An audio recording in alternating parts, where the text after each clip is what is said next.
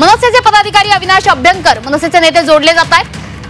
अविनाशजी, उद्धव ठाकरेंनी पहिल्यांदाच ठाकरे बंधू एकत्र येणार का या प्रश्नाला जाहीररित्या उत्तर दिलंय आणि उत्तर देताना ते म्हणतायत की महाराष्ट्राच्या जनतेच्या मनात जे आहे ते निश्चितपणे होईल।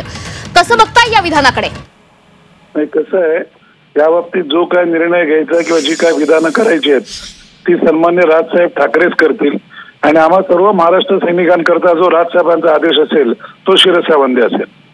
नक्कीच। मात्र उद्धव ठाकरे असंही म्हणालेत की मी याबाबत संकेत वगैरे काही देणार नाही, मी थेट बातमीच देईल।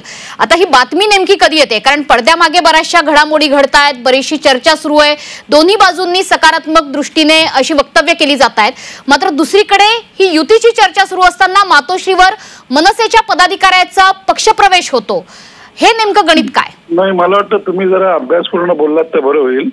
त्या ज्या व्यक्तींनी प्रवेश केला होता तो आमचा फार पूर्वी पदाधिकारी होता 2014-15ला आणि उद्धवजींना सुद्धा माझी अशी विनंती राहील त्यांच्या पदाधिकाऱ्यांना की मनसेचा खूप माजी पदाधिकारी जो गेली 10-11 वर्ष ऍक्टिव्ह नव्हता तो आमचं लेबल लावून का आलाय म्हणजे समजण्या पलीकडचा आहे।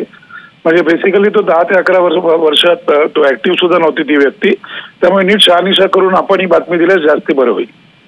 म्हणजे वैभव दळवी हे तुर्तास मनसेतले पदाधिकारी नाही असं तुमचं म्हणणं आहे? 2014-15ला होते। तुर्तास नाही शब्द तुम्ही नीट वापरा मराठीचा, तुर्तास नाही। 2014-15 साली ते आमच्या पक्षाचे पदाधिकारी होते, मग त्यांची मला वाटतं त्याच्यावरनं अकालपट्टी केली किंवा त्यांना पदमुक्त नक्कीच। मात्र दुसरीकडे आपण उद्धव ठाकरे यांचं जर विधान बघितलं तर ते असं देखील म्हणतायत की आम्ही संकेत युतीबाबत देणार नाही तर थेट बातमीच देऊ।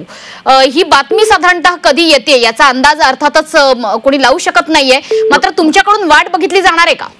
नाही, कसं असतं, वाट बघायची का नाही बघायची, जो काय निर्णय घ्यायचा आहे तो आमच्याकडे मनसेमध्ये फक्त सन्मान्य राजसाहेब ठाकरेच घेतील आणि ते जे सांगतील त्यांचा जो आदेश असेल त्याचं आम्ही 100% महाराष्ट्र सैनिक पालन करू। नक्कीच अविनाशजी, धन्यवाद या बातचीतीबद्दल।